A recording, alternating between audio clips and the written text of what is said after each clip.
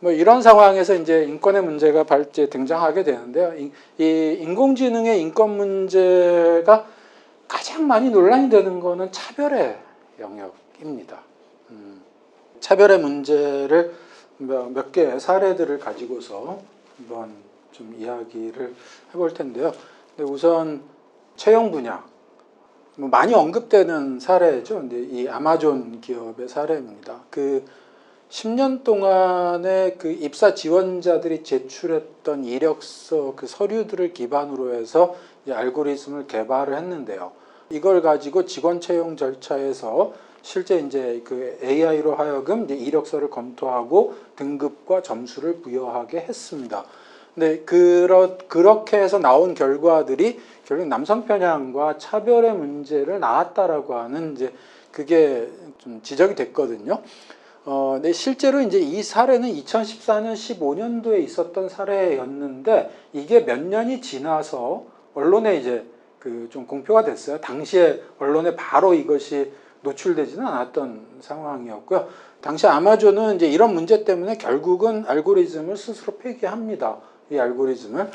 결국 이제 기존의 이력서를 데이터셋으로 활용을 해서 훈련을 시키다 보니까 결국은 남성들의 어떤 지배적인 당시에 이제 IT 업계 전반에 걸쳐서 남성들의 지배적인 지위가 이제 패턴으로 만들어지게 되고 이게 일반화되게 되고 근데 이러한 패턴을 가지고 이제 새로운 지원자들에 대해서도 결국은 순위를 똑같이 부여하게 되는 건데요. 이 알고리즘이 이제 이력서에 예를 들어서 여성이라고 하는 단어 혹은 여성을 추론할 수 있는 어떤 단어들이 등장하게 되면 대체로 점수를 깎아버리게 되는 이제 이런 식으로 알고리즘이 작동을 했다라고 해요, 당시에. 근데 이것이 이제 노골적으로 남성 편향성과 차별의 문제를 낳는다라고 하는 점, 이제 그것 때문에 결국 이 알고리즘을 폐기하게 됐고요. 이 아마존 사례가 보여주는 것이 바로 이 인공지능이 가지고 차별의 문제를 낳게 되는 가장 전형적인 케이스예요. 이건 뭐냐 하면 알고리즘이 뭔가 패턴을 만들고 이거를 일반화하기 위해서는 즉 상관관계를 뭔가 도출하기 위해서는 이게 훈련용 데이터셋을 이제 가지고서 분석을 해야 되는 건데 이 데이터 자체가 편향돼 있으면 그러면 그 편향된 데이터를 가지고 알고리즘을 통해서 나타난 상관관계를 분석하고 뭔가의 의사결정으로서 어떤 등급을 매기거나 점수를 부여하거나 이렇게 하게 되면은 결국은 그 데이터에 들어있는 그 편향성이 그대로 다시 재생산되거나 더 강화돼 버리는 그런 결과를 낳게 된다는 거죠. 근데 이게 아마존 사례에서 우리가 얻을 수 있는 교훈이기도 하고 또 많은 경우에 인공지능 프로그램이 차별의 문제를 낳게 되는 원인이 바로 이런 데이터가 가지고 있는 편향성 때문이기도 합니다. 당시에 아마존을 비롯해서 이 IT 업계의 경우에는 거의 남성 직원들의 비율이 거의 3분의 2 이상을 차지하고 있는 그런 상태였기 때문에 아마 이제 이런 이제 알고리즘에서도 그런 편향성들이 등장했던 것이 아닌가 싶습니다. 우리나라에서도 뭐 이런 그 채용과 관련된 AI 알고리즘은 최근에 엄청나게 많이 사용되고 있는 것 같아요. 언론 기사들을 좀 보면 이제 그 서류 전형에서도요. 서류 전형에서도 이 AI를 이용한 서류 전형 심사가 좀 이루어진다라고 하는데 뭐 은행들이 주로 사용하는 프로그램을 하나 예를 들었습니다. 그래서 이 마이다스인이라고 하는 이제 역량 평가라고 하는 제목이 붙어 있는 건데 뭐 기본 질문도 하고 역량 게임, 뭐 상황 질문도 던지고 뭐 이런 것들을 통해서 이제 서류 전형을 대체하는 이제 평가를 하는 거죠. 역량 게임에서는 뭐 공감력, 기억력, 추리력, 뭐 순발력, 집중력 뭐 이런 것들을 다 평가하고 있다라고 해요. 이게 또 직군별로 그 성별이 다르고 또 역량이 또 다르고 하기 때문에 게임의 종류도 지원자마다 다르게 세팅되어 있다라고 하는데 구체적으로 뭐가 어떻게 차이가 나는지 하는 거를 우리가 지금 분석할 수 있는 상황은 아니기 때문에 그냥 우리는 이제 이런 것들 속에도 결국은 왜냐하면 이런 프로그램들이 이제 기존의 데이터들을 활용을 했을 것이기 때문에 그 기존의 데이터 안에서 등장할 수 있는 여러 가지 차별의 그런 요소들, 지점들 이것이 그대로 이런 프로그램에서도 AI에서도 노출될 가능성이 있다. 이 정도를 지적하는 거 이상으로 뭐 좀 나가기는 좀 어려운 상태인 것 같습니다. AI 면접은 더 많이 활용되고 있는 것 같아요.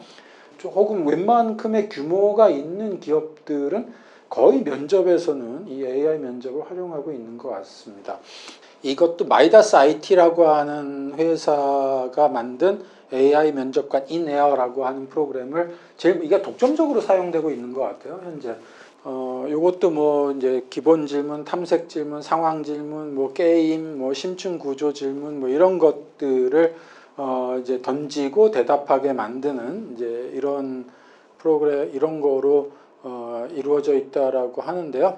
AI 면접에서 좀 우려스럽고 또 우리가 좀 앞으로 주목해 봐야 될 대목은 그냥 기존의 어떤 데이터들을 가지고서 만들어질 수 있는 차별의 문제뿐만 아니라 얼굴 이미지를 분석한다는 겁니다.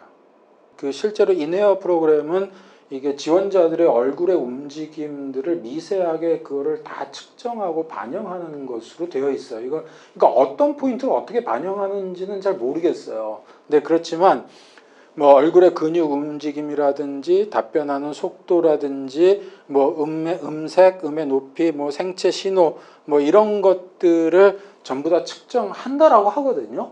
근데 이게 아마 이런 거를 측정을 한 데이터들은 지금 이거는 이제 훈련용 데이터로 쓰이는 정도일 것이지 이것이 어떤 의사결정에 직접적으로 영향을 미치는 단계까지 그 정도까지 알고리즘이 만들어져 있지는 않을 것으로 예상은 됩니다. 근데 왜냐하면 이제 이런 식의 이제 인에어 이 면접 이 얼굴 이미지를 분석하고 하는 것이 실제로 활용되는 거는 길게 잡아도 한 4, 5년 정도밖에 안 되거든요. 그래서 이것을 이 데이터들을 가지고서 뭔가의 알고리즘이 평가를 하고 분석을 하는 그 정도 단계까지 갔을까 하는 조금 의심스러운 측면은 있기는 해요. 근데 아무튼 간에 이거를 분석한다라고 하는 거는 되게 좀 눈여겨봐야 될 그런 대목인 것 같아요. 근데 왜냐하면 학력 수준에 따라서요, 사용하는 단어라든가 문장의 구사력이 달라진다라고 하잖아요. 그러니까 차이가 좀 있대요. 그러니까 실제로 또 어떤 전공을 했고 어떤 생활을 했느냐, 어떤 이제 환경 속에서 살아왔느냐에 따라서 사용하는 단어들도 다릅니다. 또 단어 자체가 어떤 똑같은 상황에서도 어떤 단어들을 많이 쓰느냐라고 하는 것이 남성과 여성이 또 다르기도 하대요. 그러니까 실제로 이제 미국 같은 경우 여기에는 없습니다만 이제 미국 같은 경우에는 이 남성과 여성이 쓰고 있는 단어의 차이라고 하는 거를 가지고 또 이 알고리즘을 분석한 경우들도 있거든요. 근데 우리가 성별에 따른 차별을 직접적으로 하지는 않는다라고 하더라도 어떤 단어를 쓰고 어떤 문장을 구사하느냐를 가지고 이제 소위 간접 차별의 이제 그런 결과로 이어질 수도 있는 것이고요. 또 더 나아가서는 이제 이런 사용하는 문장들이나 단어나 또 얼굴의 움직임 뭐 이런 것들을 통해서 이 정치적인 신념까지도 추론이 가능하대요. 실제 이제 외국에서 나오는 이야기들을 보면은요. 그러니까 만약에 이게 충분한 훈련 데이터들이 만들어지고 그거를 가지고 알고리즘이 정말 개발이 된다면 그런 어떤 정치적인 신념까지도 추론을 해낼 수 있는, 그리고 그것이 채용 절차에 영향을 미칠 수도 있는 이제 그럴 가능성이 있는 것 같습니다. 그래서 우리가 블라인드 면접이라고 하지만 말이 블라인드 면접이지 실제로 AI를 쓰다 보면은 이런 단어나 억양이라든지 이런 걸 하다 보면 이제 출신 지역 또 학력 이런 거를 추론해낼 수 있단 말이에요. 실제로는 그런 학력에 따른 차별 또 출신 지역에 따른 차별을 여기서 이제 알고리즘을 통해서 좀 하나의 패턴으로 고착화시킬 위험성, 이 충분히 우리가 좀 생각해야 될 대목이 아닌가 싶습니다. 근데 실제로 이제 우리나라에서 뭐 이런 것들의 알고리즘이 공개가 되어 있는 게 아니니까 구체적으로 어떤 편향성을 가지고 있는지를 분석하는 것은 현재로서는 좀 불가능한 상태에 있다라고 하는 게 좀 아쉽기는 해요. 두 번째는 이제 형사사법 분야인데요. 아마 많이 알려져 있는 사례들일 거예요. 전 또 개인적으로 관심이 많은 그런 영역이기도 하고요. 두 가지는 콤파스하고 이제 그 프레드폴하고 두 가지를 소개를 좀 할 텐데요. 콤파스라고 하는 거는 미국에서 판사가 양형을 하거나 가석방을 할 때 이제 사용할 수 있는 그런 이제 보조 수단으로 쓸 수 있는 이제 프로그램으로 개발이 되어 있는 겁니다. 일반 범죄, 강력 범죄를 구별해서 강력 범죄 재범률을 따로 또 추정을 하게 하고요. 재범의 위험도를 이제 1부터 10까지의 숫자로 결정을 해서 제공하는 그런 프로그램이라고 해요. 2016년도에 그 프로푸블리카라고 하는 데서 이거의 이제 편향성의 문제를 공식적으로 제기를 합니다. 실제 이제 플로리다주의 어느 카운티에서 선고받은 7,000명의 사람들을 대상으로 해서 컴파스가 예측하는 결과와 또 실제 그 사람들이 재범을 얼마나 했느냐라고 하는 것을 비교하는 분석을 했대요. 근데 우선 프로퍼블리카라는 데서 이제 제기한 점이 이제 두 가지 포인트였는데, 하나는 백인의 경우에는 리스크 스코어가 1이 제일 많았고, 그 다음에 위험도가 높아지는 10까지 이제 쭉 위험도가 높아지는데 위로 올라갈수록 비율은 점차 감소되는 이제 그런 상황이었는데, 흑인들의 경우에는 1부터 10까지가 비슷한 비율로 판정이 돼 있었다라고 하는 점에 차이가 있고요. 근데 이것이 이제 기본적인 이제 데이터의 어떤 그 재범의 위험도에 대한 평가가 달라지는 거. 이제 이러다 보니까 실제 이제 예측의 문제가 좀 이제 연동이 되는데요. 재범률이 높은 거로 예측이 됐는데 실제로 2년 동안 범죄를 저지르지 않은 경우는 흑인의 경우에는 45%, 백인의 경우는 23% 정도였다. 근데 재범률이 낮은 거로 예측됐는데 실제 2년간 범죄를 저지른 경우는 또 백인이 48%, 흑인이 28%에서 백인이 또 훨씬 높은 거로 되어 있고, 근데 이것이 이제 결국은 컴파스 알고리즘이 이제 인종차별적인 결정을 내리고 있는 거 아니냐라고 하는 증거로서 이제 이런 대목들을 제시를 한 거죠. 이게 거짓 양성의, 그러니까 false positive의 경우인 거죠. false positive, false negative라고 하는 거짓 양성, 거짓 음성의 이제 판정 비율을 이제 분석을 해보니까 이제 이렇게 나왔다라고 해요. 그런데 근데 여기에 대해서 컴파스를 만든 회사는 또 반론을 제기를 합니다. 뭐냐 하면 근데 기본 구성 비율 자체가 흑인의 재범률과 백인의 재범률이 차이가 있다. 기본적으로. 흑인의 재범률이 백인에 비해서 높다. 그 점을 기초로 해가지고 결국은 false positive의 값이 달라지게 되는 거, 흑인이 이제 좀 높게 나타나는 거, 이거는 이런 기본 구성 비율 자체의 차이 때문에 생기는 거다라고 해서 오히려 이제 true positive, true negative의 측면, 실제로 위험 점수가 높은데 재범을 한 사람, 위험 점수가 낮은데 재범을 안 한 사람, 이 비율을 봤더니 백인 흑인이 비슷하더라는 거예요. 그러니까 이것이 이제 회사 측의 반론이었던 거죠. 결국은 이제 이것이 프로그램 자체가 편향적이냐 공정하냐라고 하는 거에 대한 엄청난 논란을 야기시킨 사례였고, 알고리즘의 공정성이라고 하는 걸 뭘 기준으로 이야기를 해야 되냐, 어떤 게 공정한 거냐라고 하는 거를 문제 제기해준, 그 논란을 제기해준 뭐 그런 사례였고요. 다시 이제 문제 제기를 했던 그 매체에서는 예측적 공정성이라고 하는 것이 결국은 흑인에 대해서 허위의 위험군들을 더 많이 만들어내는 결과로 나타나는 거 아니냐라고 하는 그런 측면. 결국 이건 뭐냐 하면 기본 구성 비율이 다른데 그걸 가지고서 예측을 하다 보니까 재범률이 다른 게 확대 재생산된다라고 하는 이제 그런 측면을 좀 문제 제기하고 있는 것 같아요. 결국 이제 이런 순환고리가 만들어진다는 거죠.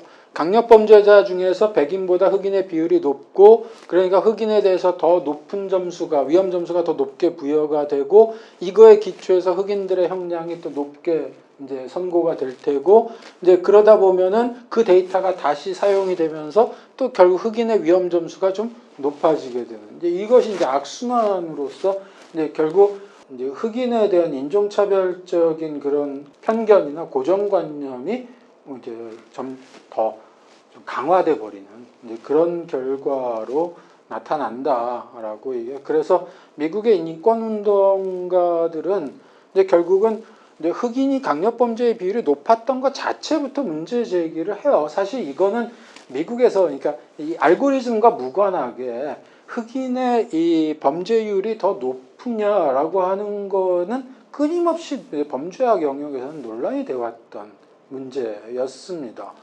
실제 체포되는 사람들, 또 교도소에 결국 이제 징역형을 선고받아서 구금되는 사람들은 압도적으로 흑인이 많아요. 그런데 실제로 그러면 범죄를 저지르는 사람이 흑인이 많은 거냐 하는 거는 그렇진 않다라고 얘기하거든요. 그 비율은 일치하지 않는다라는 겁니다. 이제 결국은 뭐냐면 경찰의 법 집행 자체가 흑인에게 집중돼 있다는 거죠. 흑인을 타겟팅으로 해서 집중돼 있다는 거예요. 그러니까 이제 그런 식의 경찰 실무들이 그동안에 이제 흑인의 강력범죄 비율이 높다라고 하는 고정관념이나 편견을 만들어 왔고, 그런데 그런 상태에서 다시 이것이 알고리즘 형태로 고착화되는 이제 이런 상황이 되는 거다라는 게 이제 인권운동 진영에서 이제 근본적으로 제기해왔던 비판점입니다. 네, 프레드포를 둘러싼 논란도 잠깐 보면요, 이거는 이제 범죄 예측 프로그램이에요. 어느 요일에, 뭐 어떤 날씨에, 어느 지역에서 어떤 범죄가 발생할 확률이 높은지라고 하는 거를 장소에 따른 예측을 하는 그런 프로그램을 만든 게 이 프레드폴입니다. 기본적으로 이제 수학을 전공한 사람들, 그 학자들이 LA의 어떤 지역에서 1년 동안 발생한 범죄 데이터를 가지고서 범죄 발생 가능성이 높은 장소를 예측하는 알고리즘을 만들고 그걸 가지고 회사까지 창업을 한, 그래서 이 프로그램을 판매를 한 거고요. 미국의 뭐 LA나 시애틀이나 많은 도시들이 이제 이런 프로그램을 이제 범죄 예측 프로그램을 도입해서 사용했다라고 해요. 실제 이 범죄 예측 알고리즘은 경찰이 굉장히 좋아하고 선호했던 것으로 알려지고 있습니다. 근데 왜냐하면은 범죄 발생 시간이나 장소나 또 범죄 유형, 또 피해 유형, 뭐 이런 거, 피해자 특성, 뭐 이런 거를 상관관계를 가지고서 범죄의 어떤 패턴을 경찰들한테 제공해 줄 수 있다는 건 경찰 입장에서는 굉장히 유용한 정보가 될 수 있거든요. 근데 이거에 따라서 이제 그 소위 핫스팟이라는 범죄가 많이 발생할 거로 예측되는 그 지점들, 그 지역에 대해서 순찰이나 감시를 강화함으로써 범죄 예방이라든지 단속을 좀 증대할 수 있다라고 하는 거고, 무엇보다 경찰이 이 프로그램을 좋아했던 이유는 바로 이거예요. 백인 경찰이 흑인을 폭행을 하거나 뭐 최근에도 이제 이런 일들이 굉장히 많이 발생하고 있잖아요. 미국에서 이제 흑인 시위가 지금 뭐 불붙어 있는 그런 상태인데, 이런 이제 흑인 폭행 총격 사건이 이제 인종차별 논란은 끊이지 않는 일이죠. 미국의 경찰, 특히 백인 경찰의 입장에서는 아주 골치 아픈 문제일 겁니다. 근데 이 문제에 대해서 우리가 그 사람을 체포한 거 혹은 그 사람을 뭐 과격하게 진압할 수밖에 없었던 거 바로 이런 인공지능 프로그램의 어떤 중립적인 의사결정에 근거한 것이다 라고 하는 거로 포장을 할 수 있는 가능성이 생겼다는 거예요. 근데 이런 점이 이제 경찰이 이제 이 프로그램을 적극적으로 도입하게 되는 그런 배경이 됐습니다.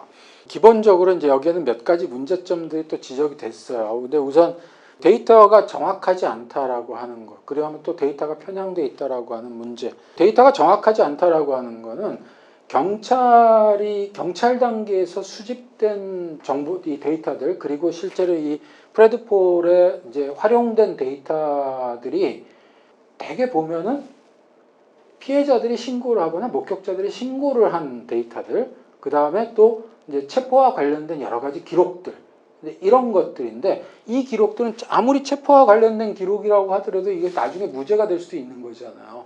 그러니까 그 다음에 또 피해자가 또 신고한 내용이 이 기록이라고 하는 것도 사실은 범죄의 정확한 일시, 장소, 피해 특성 이런 것들을 반영하기에는 굉장히 부정확한 자료일 수도 있어요. 왜냐하면 피해자는 내가 몇 월 며칠 몇 시에 이런 피해를 당했다라고 하는 거를 신고를 하는 것일 텐데, 어느 날 내가 밤에 집에 들어갔더니 우리 집에 도둑을 맞았다. 근데 이 실제로 도둑을 맞은 시간이 언제인지 모르잖아요, 피해자는요. 그러니까 이제 이런 것들이 이제 그냥 시간을 추정해서 이야기할 수밖에 없고 대단히 부정확한 데이터를 기반으로 삼게 된다는 겁니다. 그다음에 또 앞에서 우리가 컴파스에서 얘기했던 똑같은 편향성 여기서도 생기게 되죠. 그러니까 인종차별적인 체포 가능이 그대로 역사적인 데이터로 훈련용으로 사용이 됐다라고 하는 점에서 역시 편향성의 문제. 그다음에 이제 이거는 수정헌법 4조의 프라이버시권 침해 문제도 또 여기서 굉장히 강하게 지적이 됐습니다. 특히 이제 이런 문제들을 지적한 이제 비판을 한 대표적인 학자들 둘 정도가 소개가 되고 있는데요.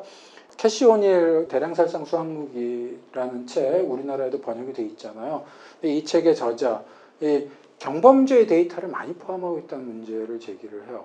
그러니까 경범죄의 데이터를 많이 갖고 있다 보면은 결국은 흑인들이 많이 거주하는 지역이 핫스팟으로 분류될 가능성이 높아지게 된다는 거예요. 뭐 사소한 폭행이라든지 혹은 뭐 대마초를 피운다든지 뭐 우리식으로 하면 본드를 뭐 흡입을 한다든지 뭐 이제 이런 좀 비교적 경미한 유형의 범죄들이 데이터가 포함이 됨으로써 이제 그런 데이터들은 그런 유형의 범죄들은 사실은 흑인 지역에서 많이 적발돼 왔던 건 분명하거든요.